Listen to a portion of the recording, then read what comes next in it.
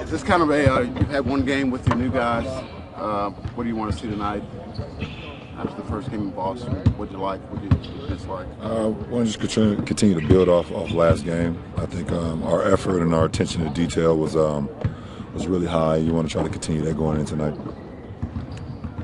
Were you surprised there was no, I guess, adjustment period it seemed, I guess? There was.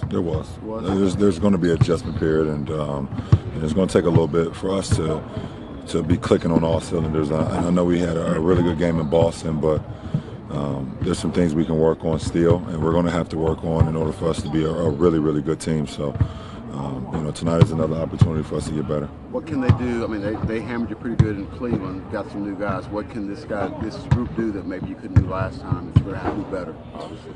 Well, we can't give up 150 points. It doesn't matter what guys you have and who you're competing against. You give up 150, you're not going to win many games. So, defensively, that's where it's going to start. How much of that, the last time you guys played, was the idea of a spirit problem, and how much do you think was a matchup problem? I don't know. I mean, it was a combination of a lot of things. It was a ball going in the hoop on our defensive end problem. That was more than anything. And obviously, when you're not getting stops and you're playing from behind the 8-ball the whole game, it's just tough to get back into that, and they was in such a good rhythm. The way you guys had to talk on defense because you had new guys, is that something you want to keep? It seems like that's what you've been looking for. Well, communication is always key in sports, no matter if you got new guys or guys that have been together for years. Communication is always key. The last few years, the game headed into the All-Star break. You guys didn't perform that well. Now it was always a marquee opponent against the national TV game. But do you think there's something to the challenge of staying mentally focused on the task at hand before you start looking ahead to the little break? No, I think with the All-Star being a little bit later this year, it doesn't even kind of feel like it. It doesn't even feel like the break is coming, even though we know. You kind of get to the halfway point in the previous years, and you're like, let's get this thing over with. But right now, I think we're 50+ games into the season, and we're looking forward to this challenge. And with the new guys, they're excited about it. So it should be an exciting game. LeBron, this is the first year since 2010 that you're not on a Big Three team. How much different is that? How much different is it than the challenge for you, or how you play, or just the makeup of the team? When right now, especially with Kevin out, you're the one established superstar, and everyone else is kind of a role player. No, it doesn't change for me. My approach doesn't change. I still got to lead. I still got to go out and perform and do it in all facets of the game. So I have no problem with that. I love taking the light off my teammates, and all they have to worry about is going out and playing. So I don't mind that at all. How much do you enjoy getting to know new teammates' personalities, what they like, what they don't like, getting to know them as people?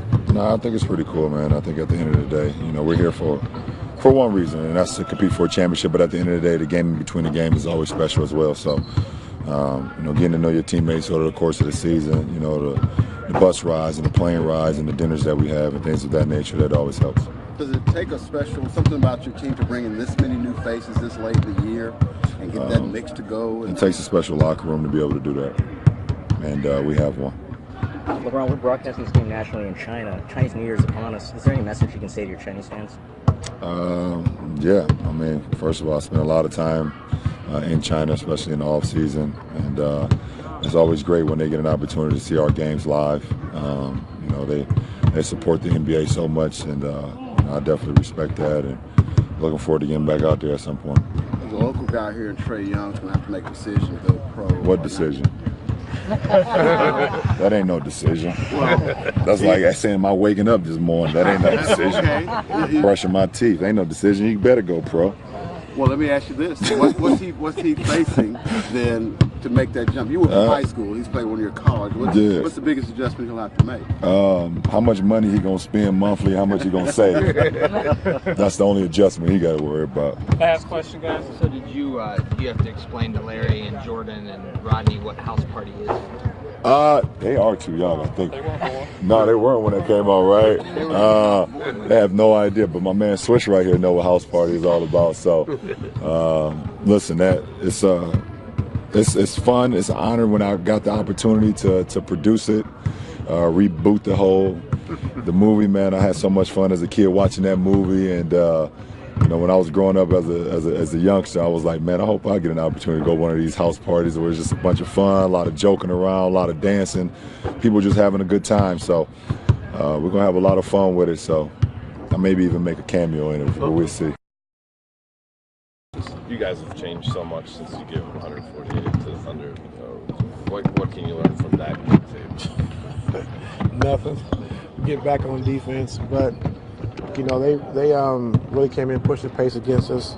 Just watching the game early on, we missed a lot of shots. Missed shots bad. We had open shots that we didn't make, and they really pushed the tempo against us. So we got to make sure we get back, load to Westbrook, and get out to their shooters.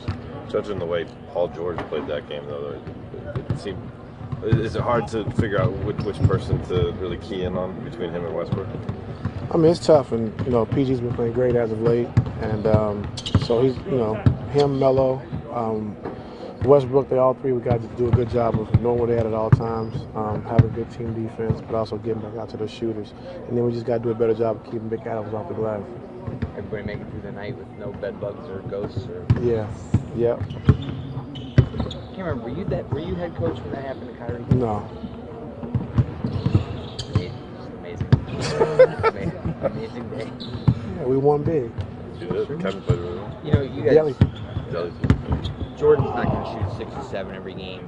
Guys in general aren't going to knock down the shots they did every night. But what could you see from that one game against the Celtics with these new guys that will be true going forward with this team? Well, for me, just having our first game against a good team in Boston, and considered a big game, and those guys having their first game played really well. So that was good to see. I think, like I said, it's going to be different guys every night.